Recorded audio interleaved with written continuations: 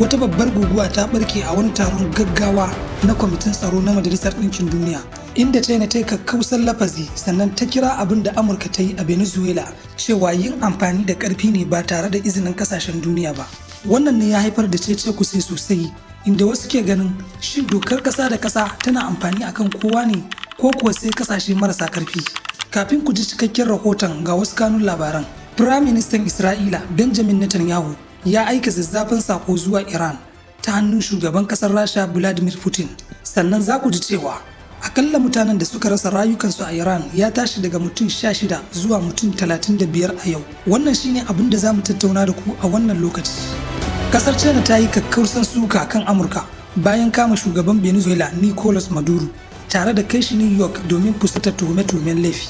Beijing ta bayyana matakin a matsayin haramtacce, cin zarafi kuma kai tsaye take ikon Venezuela. Ta kuma bayyana cewa wannan lamarin zai zama wata babbar barazana ga duniya gabaki daya. A wani taron gaggawa na kwamitin tsaro na Majalisar Ɗinkin Duniya, China ta ce ta yi matukar kaduwa da abin da ta kira yin amfani da ƙarfi ba tare da izinin ƙasashen duniya ba. Sannan ta zargi Amurka da kaucewa dokar ƙasa da ƙasa tare da raina daidaiton ikon ƙasashe masu cin gashin kansu.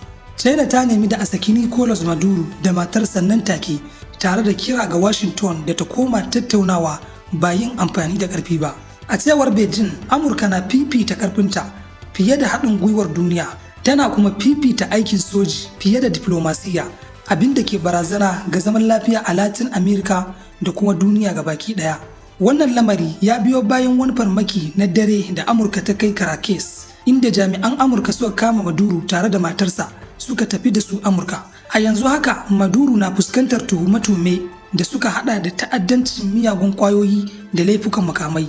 Tuhume-tuhumen da ya musanta gaba daya a gaban kotu a New York. Sannan ya ce bai aikata laifin da ake zarginsa da shi ba. Sai dai Amurka ta ci gaba da kare kanta, inda take cewa wannan aikin bin doka ne bisa tuhume-tuhumen da aka daɗe ana shiryawa. Sannan shugaban ƙasar Amurka Donald Trump ya ambaci manufofin Monroe Doctrine wajen kare wannan matakin soja da ya ɗauka a Venezuela. Wannan wata doka ce tun a ƙarni na 19 da ke nuna cewa Amurka na da ikon yin yaƙi a Latin America. Sannan ya jaddada cewa babu wata dokar ƙasa da ƙasa da za ta sake zama ƙalubale ga ikon Amurka musamman a Latin America.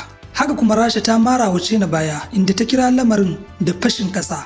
Ta kuma ce babu wata hujja da za ta halatta farmaki a cikin Caracas. Sannan Majalisar Ɗinkin Duniya ta nuna damuwa inda ta yi gargaɗin cewa wannan lamari na ƙara rikitar da halin da Venezuela ke ciki, tare da barin mummunan misali kan yadda Amurka ke mu'amalantar ƙasashen duniya.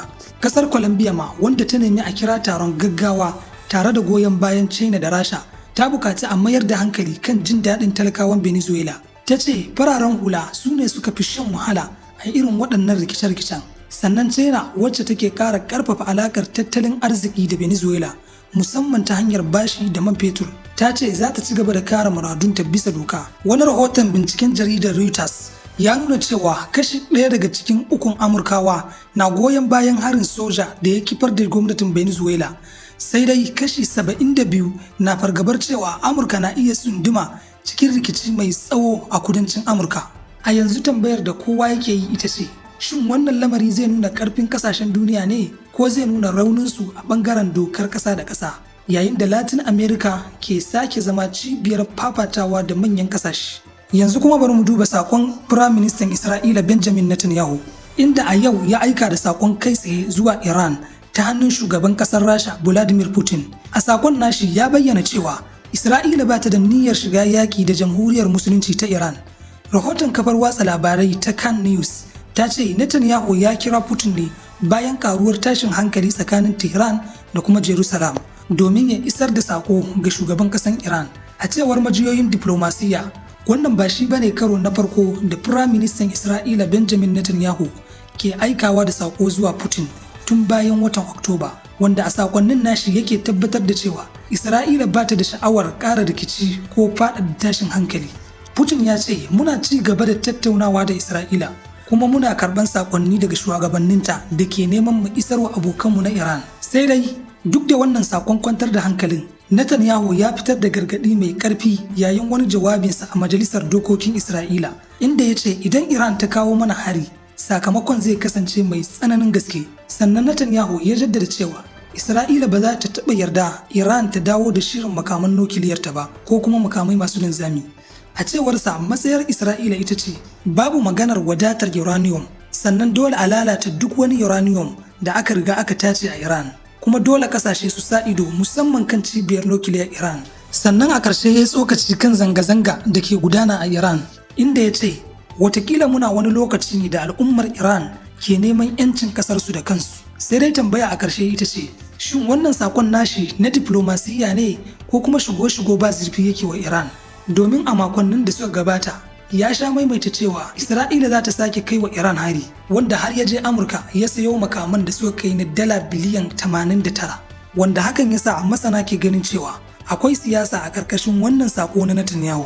A yanzu dai duniya na kallon lamarin, yayin da Rasha ke taka rawar shiga tsakanin Isra'ila da kuma Iran a matsayin mai isar da sako.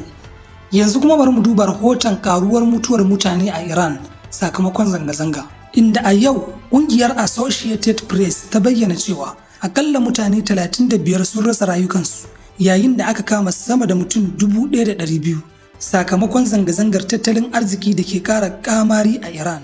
Ƙungiyar kare haƙƙin bil'adama mai hedikwata a Amurka ta ce daga cikin waɗanda suka mutu akwai masu zanga-zanga mutum 29 da kuma yara guda 4 da jami'an tsaro guda 2.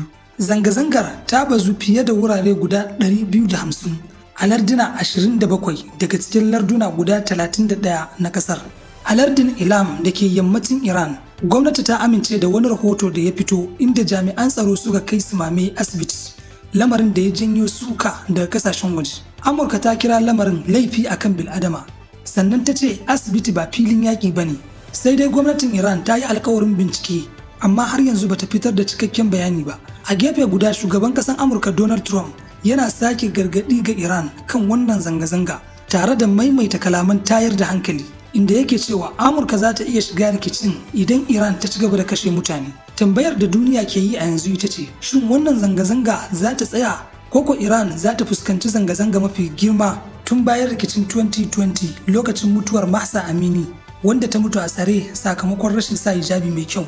Sai dai wannan karo tsadar rayuwa, faduwar kuɗin riyal da kuma takunkumi ne suka kona zuciyar jama'a.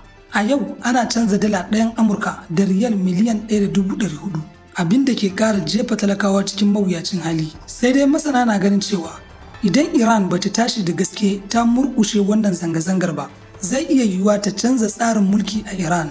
A ƙarshe, fatanmu shine Allah ya kawo ɗauki kan wannan mummunan hali da ake ciki a Iran. Ku bayyana mana ra'ayoyinku a comment section, sannan kada ku manta da subscribing da liking.